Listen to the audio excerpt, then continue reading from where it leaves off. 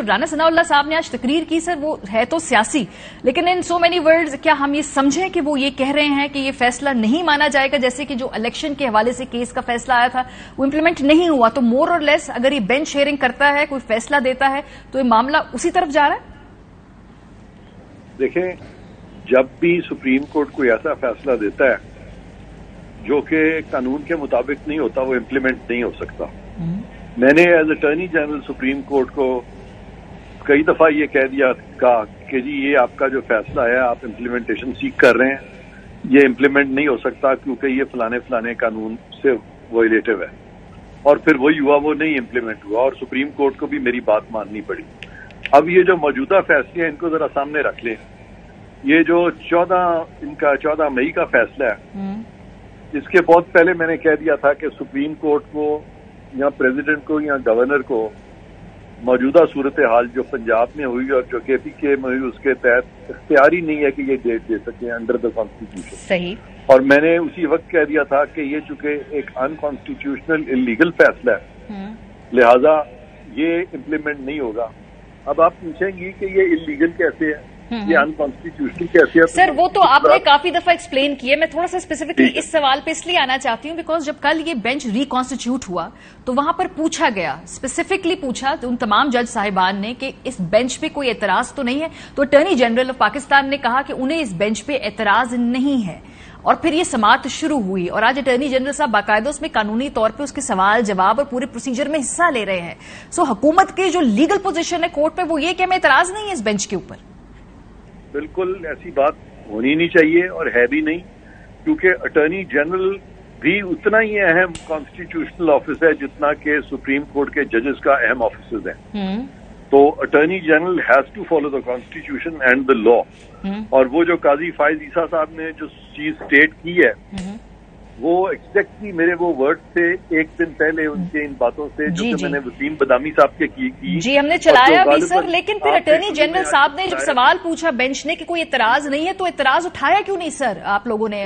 कोई बात नहीं। अटॉर्नी जनरल अगर कोई कंसीड कर भी देते हैं तो उससे कानून चेंज तो नहीं होता। लॉ ऑफिसर का जो कंसेशन होता है, that can not change the law.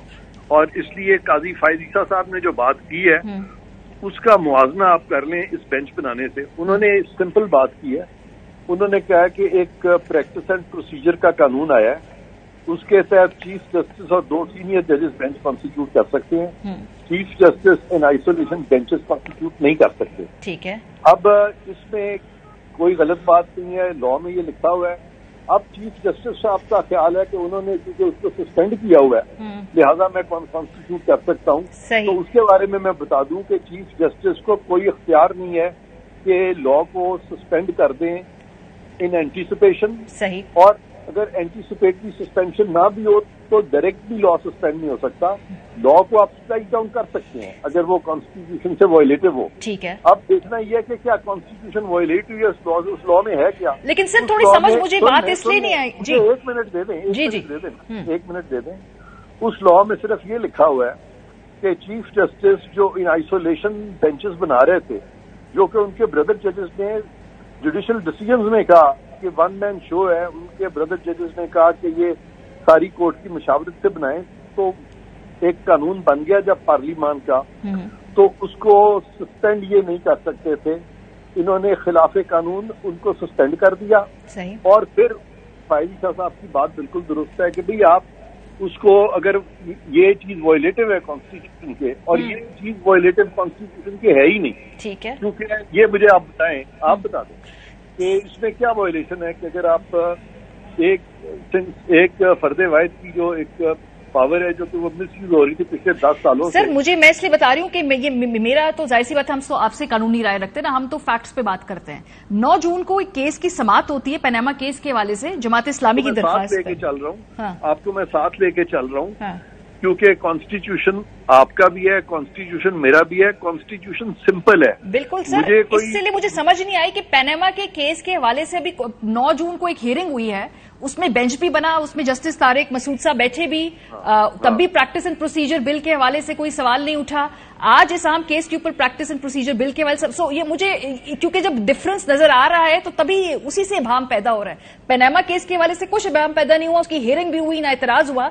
Almost इस केस बहुत अच्छा सवाल है आपका, ये बहुत अच्छा सवाल है. एक चीज होती है last straw on the camel's back. Chief justice साहब जो है ना बेंचेस कॉन्स्टिट्यूट करते चले जा रहे हैं डिफेक्टो इनफैक्ट, लेकिन चीफ जस्टिस साहब बेंचेस इन लॉ नहीं कॉन्स्टिट्यूट कर रहे हैं. वो जब डिफेक्टो बेंचेस कॉन्स्टिट्यूट कर रहे थे और वो बेंचेस डिजोरे नहीं थे, तो आखिरकार फाइज ईसा साहब ने कह दिया now enough is enough, we have had enough, हमारा बहुत मजाक बन चुका है, प्लीज डोंट डू इट. और उसके बावजूद ये करते चले जा रहे हैं. सर, सो 9 जून तक इट वाज ओके और सडनली चूंकि फिर लगता ऐसा है कि केस टू केस मामला और मौकफ तब्दील होता है, इसलिए इसका सियासी एंगल भी आ गया, लग रहा है कि जैसे कि सियासी तकसीम भी है. नहीं, आपने बड़ी अच्छी बात की है, ये बहुत आपका अच्छी बात आपने की है कि why now, why not earlier. उसकी वजह ये है कि ये सारे कानून और ये वायलेशन ऑफ फंडामेंटल राइट्स, जो परसीव्ड वायलेशन है कि जी मिलिट्री कोर्ट्स में अगर सिविलियंस के कुछ मामले जाते हैं तो it's a violation of fundamental rights. तो जिन कवानीन को सस्पेंड करके ये बेंचेस बनाए जा रहे हैं, वो कवानीन इसलिए बनाए गए थे कि सुप्रीम कोर्ट ने पिछले 10 सालों में जो वायलेशन किया फंडामेंटल राइट्स की, सही, वो कहीं ज्यादा है उन वायलेशन से जो कि फौज पे इल्जाम तराशी हो रही है. फौज के तो कोई स्पेसिफिक केस अभी तक सामने नहीं आया कि जी in violation of fundamental rights ऐसे हुए. फौजी कानून देखें आप, फौजी कानून में मैं आपसे पूछता हूँ ट्रायल होता है? होता है ना trial under the army? Trial होता है, लेकिन बहुत सारे लोगों के इसके बारे में खदशात है सर. थोड़ा सा स्लो चले. ट्रायल होता है, ठीक है ना, होता है. ट्रायल के बाद उनको लॉयर्स रखने की इजाजत है, होती है. उसमें अपील होती है. उसमें उसके ऊपर सदर पाकिस्तान के पास जा सकते हैं. अब ये जो 184(3) जिसमें के गलत फैसले हुए, इसमें ना तो वो लोग पार्टी थे, बहुत सारे वो पार्टी ही नहीं थे. सही. दूसरा, उनको सुना नहीं गया. तीसरा, उनका ट्रायल नहीं हुआ. चौथा, उनको राइट ऑफ अपील नहीं मिली.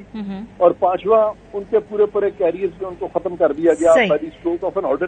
तो ये कवानीन बने थे, उन कवानीन को रोक के लोगों की तवज्जो हटा के ये मफरूजों पे ये केस जो अब डिस्कस हो रहा है, और जिन लोगों ने वहां पे इन्वेस्टिगेट करना है, उनकी इन्वेस्टिगेशन सुप्रीम कोर्ट ने शुरू की हुई है इन गलत प्रोसीडिंग. सर, आखिरी सवाल सर, 7 जज साहिबान, मुअज़्ज़ज़ जो जज साहिबान हैं, वो ना सिर्फ इस हेयरिंग के लिए इस 7 रुकनी बेंच में बैठे हैं, जो तमाम पार्टीज थी वहां पर कोर्ट के अंदर, चाहे वो अटॉर्नी जनरल साहब हो या पिटिशनर हो, इस पूरी हेयरिंग के ऊपर दोनों ने एतमाद का इजहार किया है.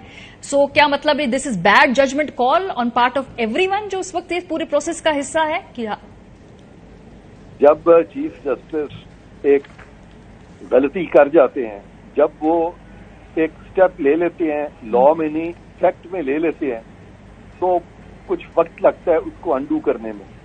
मुझे याद है कि जब वो केस हो रहा था, जब राजा परवेज अशरफ साहब जो प्राइम मिनिस्टर थे, उनको सुप्रीम कोर्ट निकालना चाहती थी, तो मुझे बड़े टेक्टफुली उस चीज को हैंडल करना पड़ा था. और मुझे उस वक्त फिर सुप्रीम कोर्ट को बताना पड़ा था कि क्या क्या वायलेशन उन्होंने लॉ की हैं. ठीक है. और फिर जब मैंने उनको वो वायलेशन समझा दी, तो उसके बाद फिर उनको मेरी बात माननी पड़ी, और उन्होंने कहा कि अब हमें कोई ऐसा रास्ता निकालना है ताकि इस चीज से हम निकल जाए. और उन्होंने फिर सुप्रीम कोर्ट मान गई कि प्रेसिडेंट जरदारी, जिनके बारे में कहा जा रहा था कि आप चिट्ठी लिखें बाहर की दुनिया में, उन्होंने कहा, सुप्रीम कोर्ट ने, हम लिख के देने को तैयार हैं कि प्रेसिडेंट ना तो इंटरनेशनली ट्राई हो सकते हैं, उनको सॉवरेन इम्यूनिटी है बाहर के मुल्कों में, ना पाकिस्तान में, यहाँ भी उनको इम्यूनिटी है. सही.